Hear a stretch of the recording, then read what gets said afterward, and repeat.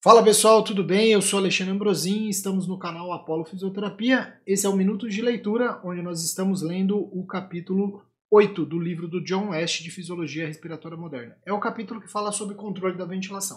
Essa é a segunda parte. Convido você a seguir, a assistir os outros vídeos que já fizemos desse capítulo e de outros capítulos do livro do John West. Não esquece aí de curtir os vídeos, se inscrever no canal Apolo Fisioterapia e, é claro, aperta o sininho que você recebe notificações de que novos vídeos estão aqui no nosso canal.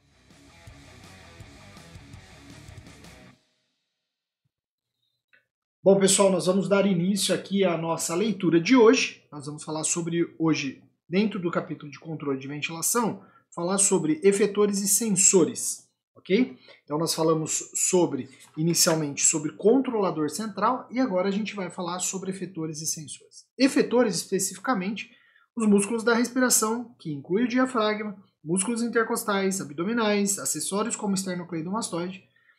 E a ação destes músculos já foram descritos no livro do John West no capítulo 7. E nós já lemos esse aqui também no nosso minuto de leitura.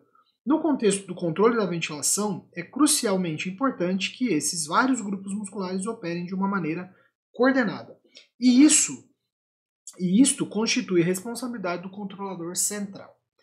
Há evidências de que alguns recém-nascidos, particularmente os prematuros, possuem atividade muscular respiratória desordenada, especialmente durante o sono. Por exemplo, os músculos torácicos podem inspirar enquanto os músculos abdominais expiram.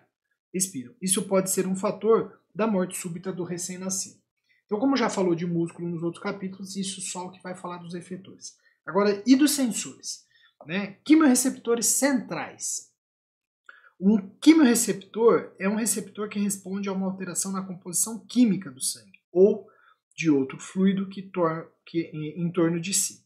Receptores mais importantes envolvidos no controle minuto a minuto da ventilação são situados perto da superfície ventral do bulbo, na vizinhança da saída do nervo 9 e 10, os nervos cranianos 9 e 10. Em animais, a aplicação local de hidrogênio ou de CO2 dissolvido nessa área estimula a respiração dentro de poucos segundos. Em certa época, admitiu-se que o próprio centro respiratório bulbar era um local de ação do CO2, mas agora está aceito de que o quimioreceptor são anatomicamente separados. Alguma evidência sugere que eles ficam em cerca de 2 a 4 micrômetros abaixo da superfície central do bulbo. Os quimioreceptores centrais são rodeados por líquido extracelular e responde a alterações na sua concentração de hidrogênio. Um aumento na concentração de hidrogênio estimula a ventilação, enquanto uma diminuição inibe-a. A composição do líquido extracelular em torno do receptor é governada pelo líquido cefalorraquidiano, fluxo sanguíneo local e pelo metabolismo local. Deste modo, o líquido cefalorraquidiano aparentemente é o mais importante. Ele é separado do sangue pela barreira hematoencefálica, que é relativamente impermeável ao íon hidrogênio e bicarbonato, embora o CO2 molecular difunda-se através dela facilmente. Quando o PCO2 no sangue sobe, o CO2 difunde-se para dentro do líquido cefalorraquidiano e a partir dos vasos sanguíneos cerebrais. Liberando assim íons hidrogênios que estimulam quimioreceptores. Assim, a concentração de CO2 no sangue regula a ventilação, principalmente pelos seus efeitos do pH do líquido cefalorraquidiano. Hiperventilação resulta na redução do CO2 no sangue e, portanto, no líquido.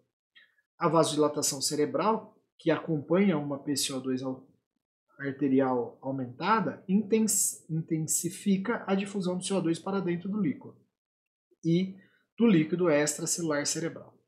O pH normal do líquido cefalorraquidiano é em torno de 7,32 e como o líquido cefalorraquidiano contém menos proteína do que no sangue, ele possui uma capacidade muito baixa de tamponamento.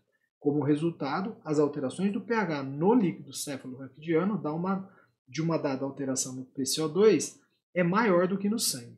Se o pH do líquido for desviado durante um período prolongado, ocorre uma alteração compensatória de bicarbonato, como resultado do transporte através da barreira hematoencefálica. Entretanto, o pH do líquido usualmente não retorna a 7,32. A alteração do pH no líquido ocorre mais prontamente do que a alteração do pH no sangue arterial, pela compensação renal.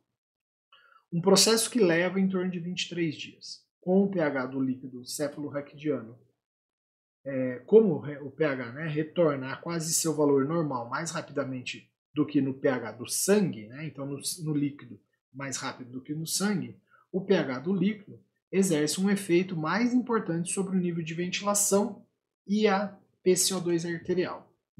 Um exemplo dessas alterações é um paciente com uma doença pulmonar crônica e retenção de CO2 em longa duração, que pode ter um pH de líquido quase normal, e, por essa razão, uma ventilação anormalmente baixa para a sua PCO2 arterial. Uma situação semelhante é vista em indivíduos normais, que são expostos a uma atmosfera contendo 3% de CO2 durante alguns dias. Vamos falar agora sobre receptores periféricos. Pelo menos nós acabamos aqui, esse vídeo vai falar de receptores periféricos, depois a gente termina com receptores pulmonares. Os periféricos, então, esses são localizados no corpúsculo de carótida, na bifurcação das artérias carótida comum e no corpúsculo aórtico acima e abaixo do arco aórtico. Os corpos caróticos são os mais importantes em humanos. Eles contêm células glômicas de 2 a mais tipos de células glômicas de 2 ou mais tipos que mostram uma coloração fluorescente intensa em virtude de seu conteúdo de dopamina. O mecanismo preciso do corpúsculo de carótida ainda é incerto, mas muitos fisiologistas acreditam que as células de glomos são os locais de quimiorrecepção e que a modulação de liberação de neurotransmissor das células glomos por estímulos fisiológicos e químicos afetam a frequência de descarga das fibras aferentes do corpo carotídeo.